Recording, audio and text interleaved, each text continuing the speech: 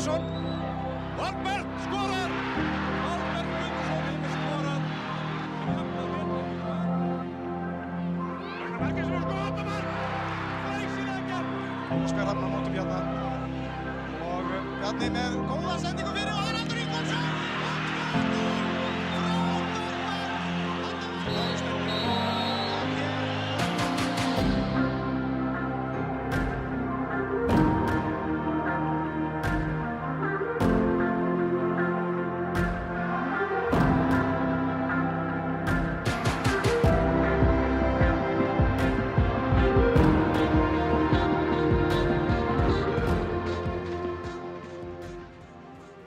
Hello and welcome back to the best pod ever. I'm Ragnar. I'm Tryggvi. And we're here to talk about Besta Deildin. And I think we should get right into the single craziest thing that happened. Yeah, we need to buy a Háká shirt. Yeah, apparently. Háká 3, Víkingur 1. What? What? I don't know. I mean, Háká did well. They packed the defense, went 5 at the back. Arnar said he wasn't expecting it. This is not a team that usually does this, so they surprised them. Víkingur did rotate. They put Pálmi in goal, who played his first ever senior league game, I think. Even though he's been abroad with Wolves and stuff, playing in the English youth league. So it's not like he's never played a game, but this is his first league senior start. But I mean, this is still a decent team. They had Valdimar up front, who played very well for Fylkir before, Pálmi, youth international. They still had Pablo. They still had, a lot of really good players. So it's not like they put out the kids. Yeah, Háká just did really well. But I think all the goals kind of came from Víkingur losing the ball. Most of them at least. Not to take anything away for Háká, but it seemed like a bit of a sloppy performance by Víkingur. Yeah, you would have expected better there. And really missed opportunity there. These are the sorts of games where they really need to be picking up points from their perspective. Obviously, this was a chance to solidify the lead, be 3 points ahead of FO, but now they're even on 12, 2 points ahead of Fram.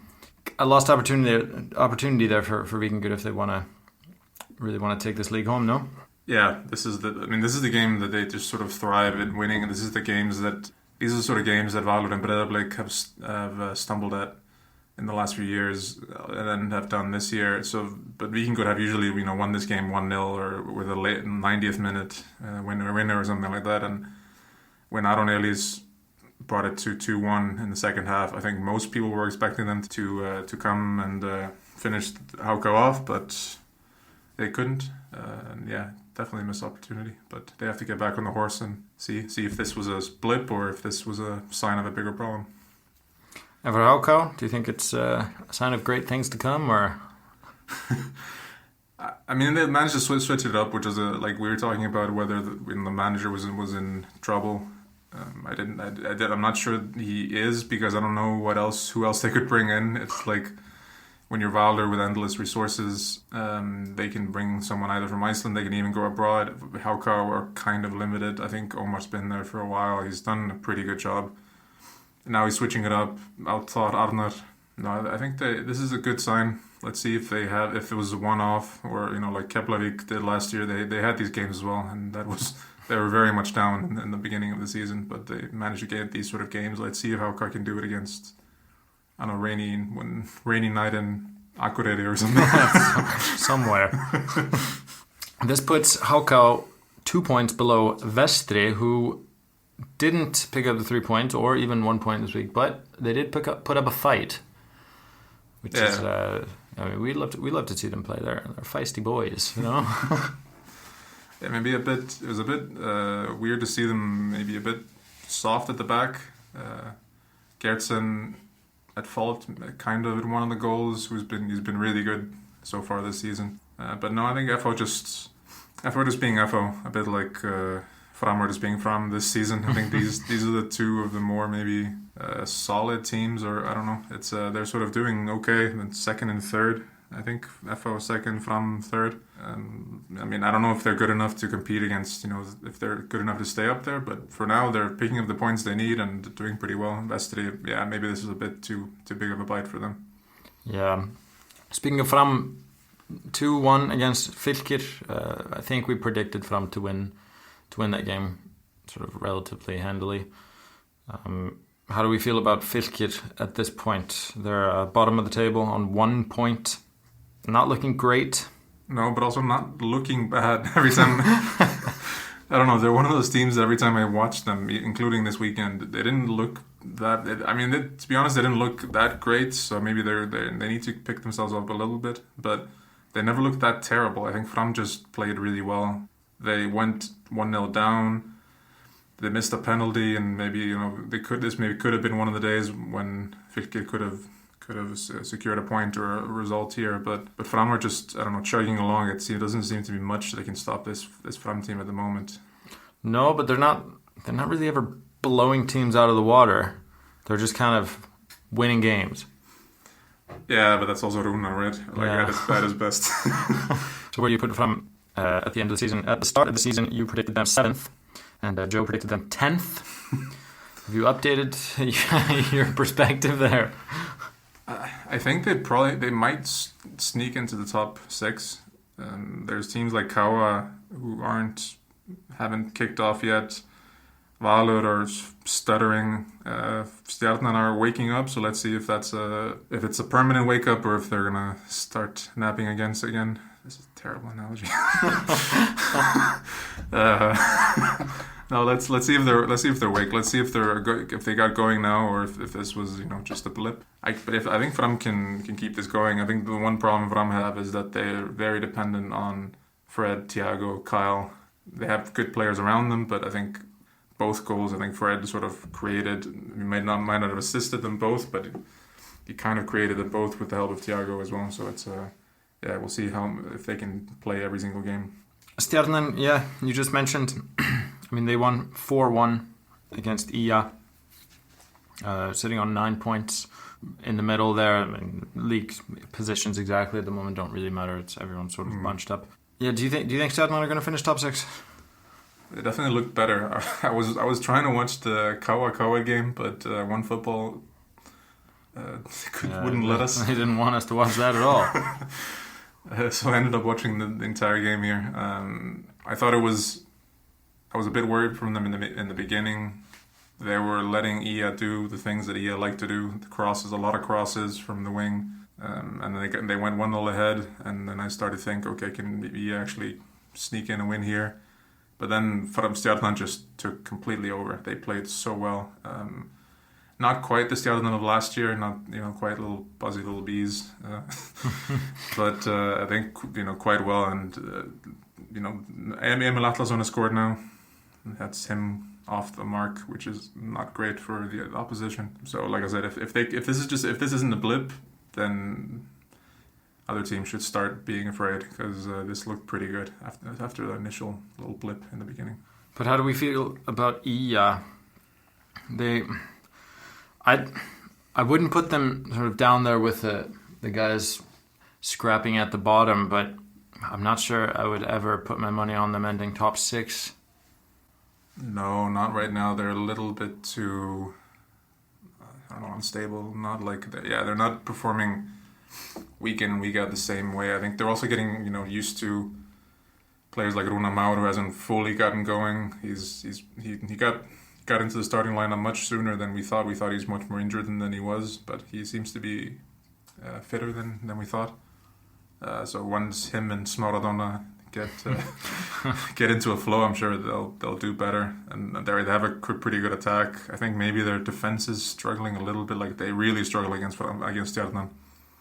Obviously, they were missing Oliver Stefansson. But I was maybe a bit worried about their defense. They let Stjarnan run at them a bit too easily. So especially in the counter. So maybe they're a bit slow coming back. So then, I'm not sure they can quite get top 6 at the moment. But let's see. And then the game of the week, I guess. We haven't talked about Kawa. Maybe we'll do Kawa first. 1-1.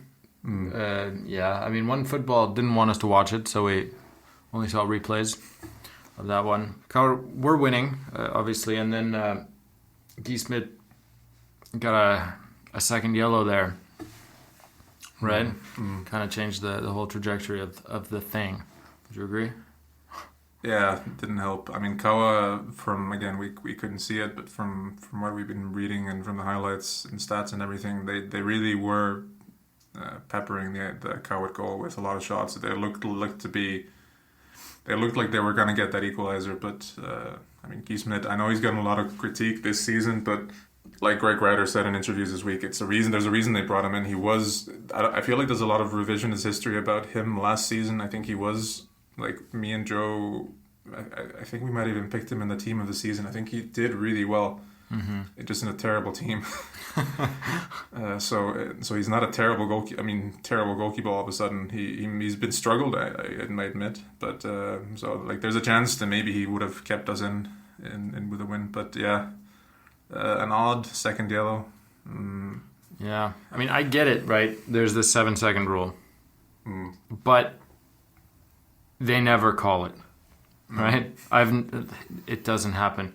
And this sort of calling it when he's running up to kick the ball, I mean, that just tells you that the referee had decided that he was going to book him, right, for the next time. Which, I mean, I guess is fair enough. He's given him this sort of yellow for accumulation, but it still feels a little bit dirty, doesn't it? It doesn't quite sit right. I think it's because of the second yellow. Like, we've seen yellows for this before. Like, we've seen, especially like maybe a bit later on, like 90th minute when the keeper goes up to take the kick and then stops and cleans his boots or something, and then he gets a yellow. Yeah, this seemed a bit much. But I agree with you. He had decided that, okay, next time he sees an opening, this was a red card. Yeah, I don't know. It's a bit of I don't know. It feels a bit silly, but I mean, it's the rules. I mean, I would like for them to enforce the 7-second rule a little bit harder, maybe, but then do it across the board, right? Don't just pick like this. I don't know. Maybe it's fine. I have noticed, though, he does like to take his time. So maybe he just sort of had seen him throughout the season and thought, I don't like this guy's antics, and got a little bit wound up during the game and decided to whip out the old second yellow. But I don't know. I don't love it, though. No, but second red card for a Coward keeper this season. Sam Blair got a red card in the Milk Cup against Cowell. Yeah, we're hemorrhaging goalkeepers. So we'll see who plays, if it's Sigurpáll, who was played a lot in the preseason and played pretty well apparently, or if Blair gets a run in like he did in the cup. We'll see. Speaking of Kawa, though, they were the most voted for in our Spotify listener questions of which team will be the first to pull the trigger on their manager. How do we feel about that? Yeah, I think that's very likely. I think it's also, like we talked about before, the momentum is also against him as well. Like last season, he was in the cup final, he did well in Europe, but the league campaign was bad. And he's sort of carried it into this season. It hasn't helped as well. I mean, we don't know the details, so we're not going to go that much into it, but Valur didn't play, wasn't in the match day squad with Kawa, the marquee signing, international team player. There's stories, I have no idea what's true, what's not. So like there's a lot of talk about Kawa and none of it seems to be good. So I can definitely see something happening. But I mean, they bounce back. Hallgrímur Már is back in the team. Let's see if they can bounce back. But yeah, of the teams in the league, I think his seat is the hottest at the moment. There is another seat that's hot though. A certain red-carded seat, if you will, if we now get to the game of the week. Also, on the Twitter version of the same poll, which team's going to be the first to pull the trigger, Kawa came in second, Valur came in first with 48.1% of the votes. He also got a red card in this game, in their 3-2 victory, Valur's 3-2 victory over Breiðablik, which was not the only red card in the game. No, we just put on our Twitter, there's a camera in the Valur changing rooms. So we see Arnar coming into the changing room after his sending off, mere seconds after Atamayr came into the changing room for his red card, or second yellow. Both for talking back to someone. Again, we don't know enough. It seems like Atamayr talked back to the Breiðablik manager, while Arnar said something to the referee. There's some speculation as to what he said. We don't know. No. Yeah, but I mean, his seat is, I guess, less hot. I don't know if the red card helped him. Probably not. But yeah, it was an important win, an away win against Breiðablik. But yeah, I don't know. I wasn't that impressed with them, to be very honest. In the first half an hour, I was hugely impressed. I thought they played really well, and I thought this was going to end terribly for Breiðablik. I thought, okay, this is the Valur against FH in the cup thing that we saw. This is the Valur. They're going to kick into gear now and absolutely slaughter Breiðablik. And then they just sort of took their foot off the gas a bit, like they did against Fram. Mm-hmm. Sat back, conceded, got the red card, and then seconds after the red card, thankfully for them, Gylfi scores a free kick. Because I think if he hadn't scored that, if red card and they were 2-1 up, I think that could have ended really badly. And it ended like 3-2. To be honest, I think Breiðablik should also be super disappointed. Like, if you look at the stats of the game and look at the second half stats, Breiðablik obviously had much more of the ball. Also considering the red card came fairly early in the 49th minute. So Breiðablik had 71% of the ball. Mm-hmm. But if you look at shots on target, they had 4 shots on target, 4 shots off target. Like, it's, both teams had the same amount of shots in total. Total 10 shots each in the second half. Yeah. For a team that had all the ball and were, parked in front of the Valur penalty area, it was just aimless crossing, some shooting that wasn't troubling Skram and Frederick in the Valur goal. It was I don't know, they never really threatened them. And if there's one thing that teams like Valur, Víkingur love, is just when you just do crosses at them. Like, this is what they're built for. They have these tall, strong defenders that just absolutely would, pay you to just send crosses at them all day. So yeah, Breiðablik did not take advantage. Valur got lucky, in my opinion, to get away with three points. Their reliance on Gylfi and Patrik Pedersen is a little bit worrying for them. Yeah, I don't know. Let's see how they keep going. But yeah, I'm not convinced. No, we remain unconvinced. How do we feel about the refereeing there? Multi-card game. How do we feel about the refereeing overall in the league with these new directives and all that? A lot of cards being thrown about still. Are we impressed? I think, like you said at some point, it all makes sense. Like, goalkeepers doing all these delays, managers and players, talking back to the referee, talking back to each other, delaying in general. These are all things that we should be looking to stamp out. I just think it doesn't seem like it's either been communicated well enough to the teams, or if it has, they just didn't listen. And then, yeah, I just think everyone needs to be on the same page, because it doesn't look like it. It just seems like everyone is super upset with the referees constantly because they're giving a lot of cards that nobody seems to understand, not the people on the pitch at least. And then, the media keeps talking about how it's terrible. And yeah, I don't know. I don't mind it. It's just, I think we need someone to come out and say, like, okay, this is what's happening, deal with it. We're going to keep doing this. You're going to keep losing people on suspension. I think people are just sort of waiting for them to walk it back, and I don't think that's healthy, because nobody's, I think someone just needs to either they walk it back and just say, like, whoopsie, or they need to come out, I think, and say, like, look, this is the new normal, deal with it. Yeah, this is in every league that has these big sweeping new directives. They always do it for the first couple weeks. Then they realize that nobody likes it, and they kind of walk it back. So that kind of makes it so that no one really respects the changes in the beginning anyway, because they always just walk it back. I mean, if this is what they want to do, then obviously they can't walk it back. So then I agree. I think they should come out much more publicly. But I mean, referees and refereeing organizations never like to do anything publicly. But I think they just should. Why not? Just be like, here you go. Here's a short little PowerPoint presentation on what's cool and what's not. It's not that hard. No. Just say, this game that everyone's upset about, this is the reason why all these people got yellow cards. Yeah, it's perfectly fine. Like, it would make things so much easier. All they have to do is put together a PowerPoint presentation, which they won't, and just say, like, this is what it is. This is how it's going to be. Deal with it. And then at least people can stop whining about it like this. But yeah, when you see the players are upset, the coaches are upset, everyone's getting all worked up about it. I don't know, and it translates to the fans. They're not happy about it. Everyone thinks it's a little bit ridiculous. No one really knows what's going on. So yeah, I think they need to communicate it better.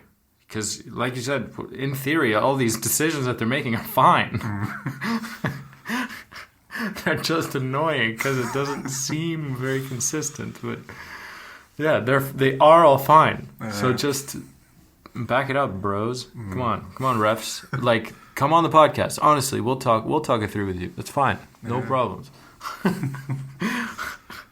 So another poll we had it on both Spotify and Twitter was about the surface that teams should be playing on. Because we talked about, I think it was last time or was it the time before, about this nonsense how teams are playing all over the place and the grass looks like hell. And whether the season's just starting too early and how it should be. Grass was the least popular option with our listenership. No one on the Spotify poll voted for it. Some people, around just under 20% on Twitter, voted for grass.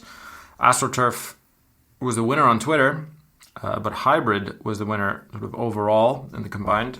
So I guess the people are leaning towards AstroTurf or hybrid, not grass. But yeah, I think it should. I really think the league needs to take a stand on this, because I remember back in the day when everyone was playing on grass except for Stjarnan or whatever, then no one was really happy about that because it kind of made it so that only one place was different. And now it's just kind of this... Now it's the other way around. Now it's Coward and, other, 2 or 3 teams playing on grass, and now they're different. Yeah, exactly. And now it's kind of just some nonsense, right? And teams playing all over the place, like...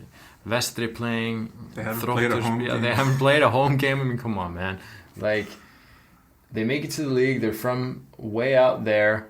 Like, we should show them the decency of giving them this home field advantage, man. Like, this is ridiculous. I don't approve of this at all. And yeah, I don't know. I feel like the league needs to take a stand here and either change the timings of the leagues or put something in place when it comes to the surfaces to try to standardize this, because it's a little bit just silly, and it doesn't really reflect very well on the league or on Icelandic football either. When this is how it starts off with some amateur hour, people just playing where they can get a pitch. Grass looks dreadful when it's ready, like clearly starting to play on these pitches that aren't ready yet. I don't know, from my comfy seat here where I have to do nothing, then I would like them to to do something here. I agree, because we can't really start that much later, because it's not like Iceland is blessed with a long summer. No. So it's not like if we start in June, we're playing in September, October, it's going to be horrible as well. Yeah. Maybe even worse. We made the season longer with these split league thing. I think generally it was worked out pretty okay, but yeah, I think they need to standardize some of the pitches, because someone's going to get hurt eventually. What about all indoors? How do we feel about that? I'm not a huge fan. I know there's some people who really love, the Haukau Stadium, if you want to call it that. It just looks like an indoor. It looks like a preseason friendly or something. I don't know. And there's something about this, especially in Iceland, the weather. The weather's a 23rd man on the pitch, Yeah. You want a little bit of that chaos. When it's indoors, it's a little bit... sanitized. Absolutely sanitized. But we'll leave that to the league to also do nothing about. That'll be nice. Taking shots. The 3 stars of the round. How do we feel? Yeah, let's give it to not...